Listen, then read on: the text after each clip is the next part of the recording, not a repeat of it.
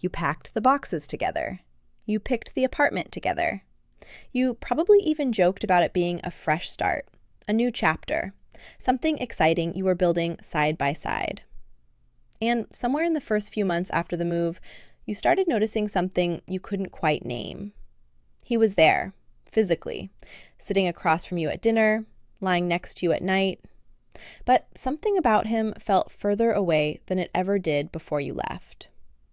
If that's what you're living right now, stay with me, because what I'm about to walk you through is something almost nobody explains before a move. And it changes everything about how you understand what's actually happening between you. Most couples prepare meticulously for the logistics of relocating. The lease, the movers, the new job, the school district if there are kids involved. Almost nobody prepares for what happens to two people's internal emotional architecture when you remove every external support system at the exact same time. And that's precisely what a move does, more thoroughly than almost any other life event. Before the move, most people don't fully realize how much of their emotional stability was actually being supplied by things completely outside the marriage itself. A gym routine that gave a sense of physical competence. A group of friends who provided a place to vent that wasn't the marriage. Proximity to family who offered backup support during hard weeks. Familiar routines and geography that gave each person a private sense of identity, separate from being someone's spouse.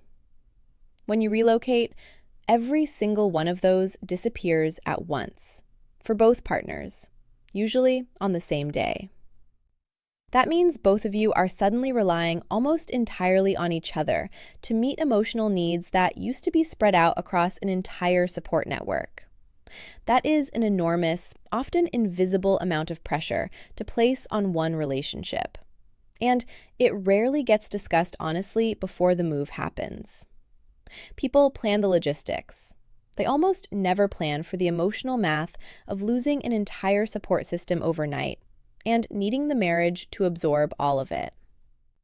Here's something that surprises a lot of women specifically, and it's worth hearing clearly.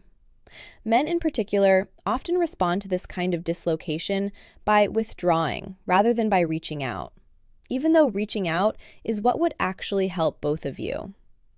Losing an external identity, coworkers who knew him and respected his work, a routine that made him feel capable and oriented, a social circle where he had an established role and reputation, can trigger something close to a quiet identity crisis.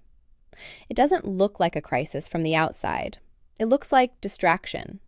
It looks like irritability over small things. It looks like a kind of flatness that resembles disinterest, but is actually closer to disorientation. A person who has quietly lost their footing and doesn't yet have the words for it. A lot of men have simply never been taught how to say, "I feel lost right now," out loud. Especially not to the person they most want to see them as strong and capable. So instead of naming the disorientation, it comes out sideways, as short answers, as a sudden obsession with some unrelated project, as a strange resistance to making plans, as an emotional flatness that can feel, from where you're sitting, like indifference toward you and toward the relationship. If you've been reading his silence as, "he doesn't care as much as he used to," it's worth seriously considering a different read.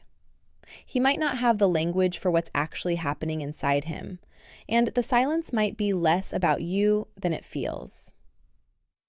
Here's where the dynamic becomes genuinely dangerous for the marriage. Not because either person is doing anything wrong exactly, but because of how the two responses interact with each other. The partner who is more emotionally expressive, very often, though not always, the wife, starts trying harder to create connection. She initiates more conversations. She plans things to do together to recreate the closeness that used to feel automatic. She checks in more, asks more questions, tries to draw him out. And the partner who has withdrawn reads all of that extra effort as pressure, which makes him withdraw even further, because pressure is the last thing someone in a disoriented state wants to feel. Now you have one person overfunctioning emotionally and one person underfunctioning emotionally.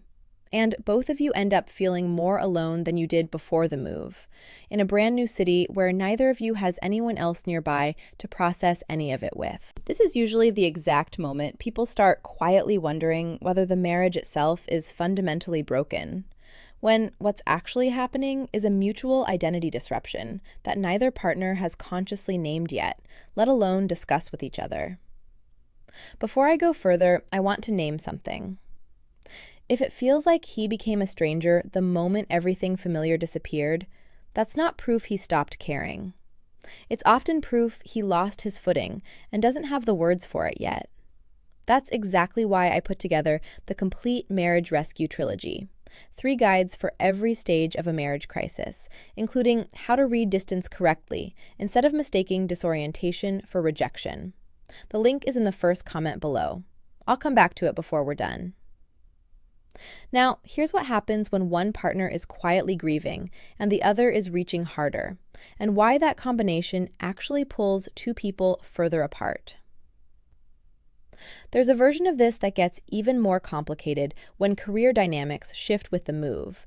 If one partner's job motivated the relocation and the other partner had to leave behind an established career, a professional identity, colleagues who respected them. That partner is often absorbing the largest identity loss of the 2, even if they were the one who agreed enthusiastically to the move at the time. Resentment can build quietly here, not because anyone did anything wrong, but because the sacrifice wasn't fully reckoned with before it was made. It's also worth naming that loneliness itself changes how people communicate. When you don't have other outlets to process frustration, small irritations that used to get vented to a friend over coffee now get carried silently until they build up, or they get aimed directly at the one person available, which is your partner. Either way, the emotional load on the marriage increases dramatically, and both partners can end up feeling like the relationship has become harder, even though, structurally, nothing about the 2 of you has actually changed. There's another layer worth mentioning, which is what happens to the couple's shared social life once you land in a new city. In your old life, you likely had friends who belonged to each of you individually, and friends who belonged to the 2 of you as a couple. All of that disappears at once, and rebuilding it takes far longer than either of you expects.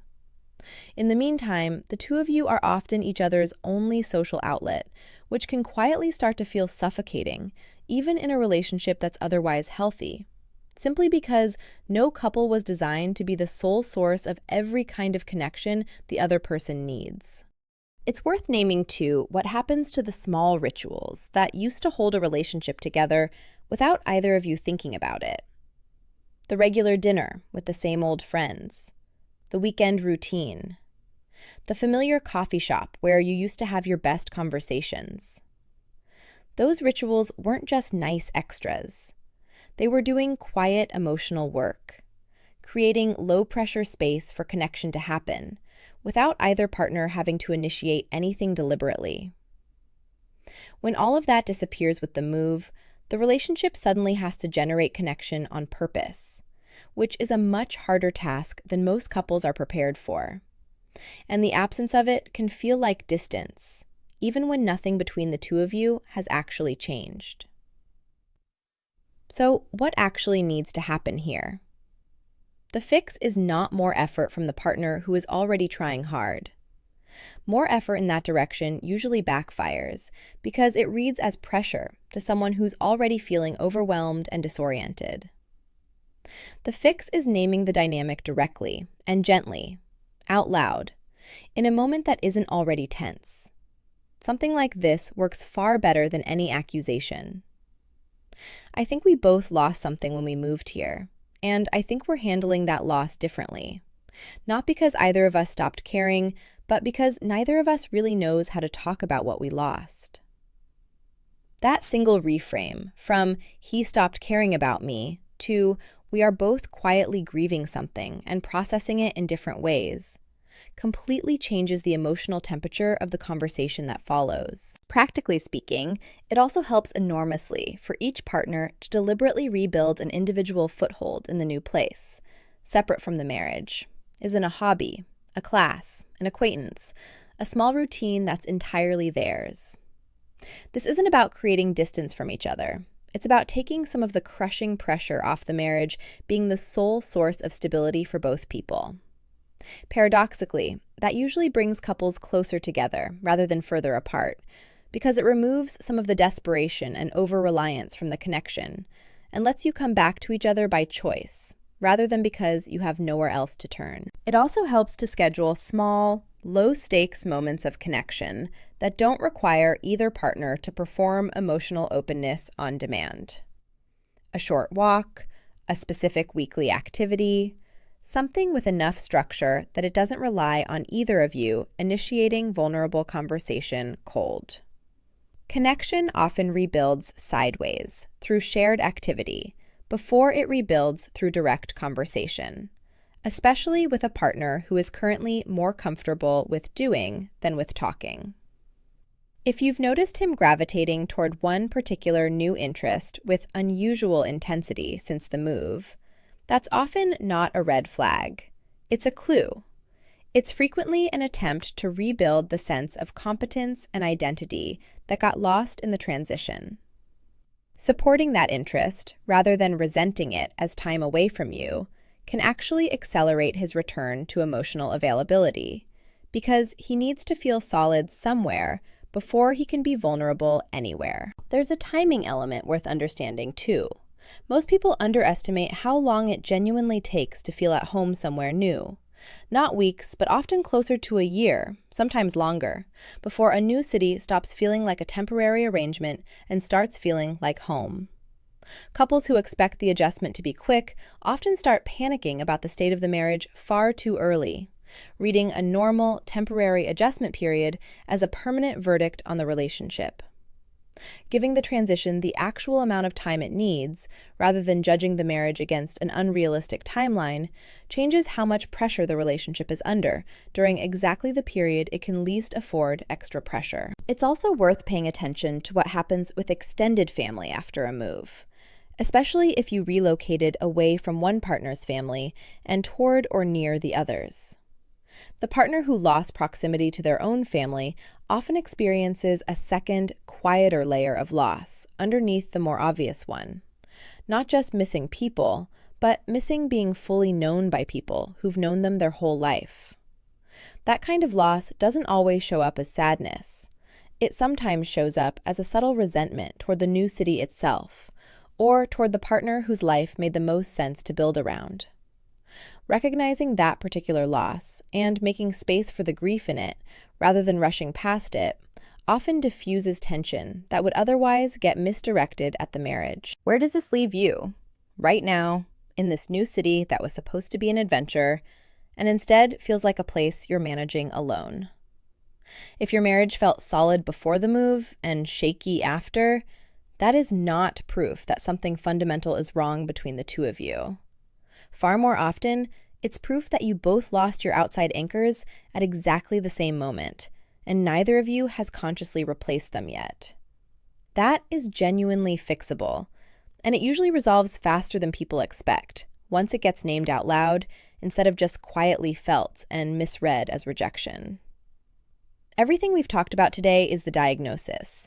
How losing every outside anchor at once can look exactly like a marriage falling apart, when it's actually two people quietly grieving a life they used to have. But understanding that is only half of it. The other half is having an exact way back. How to name the dynamic without it sounding like an accusation. How to rebuild individual footing without it reading as distance. And how to reconnect sideways instead of forcing a conversation neither of you is ready for. That's exactly what the Complete Marriage Rescue Trilogy gives you. 3 guides for every stage a marriage crisis can take. The link is in the first comment below. Go check it out the moment this video ends. Before we close today, here's the one thing worth carrying with you. Distance after a big move is rarely a sign of a relationship failing.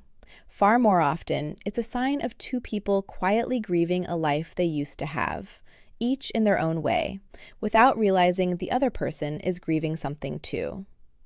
Once you can see it as grief instead of rejection, everything about how you approach him starts to change.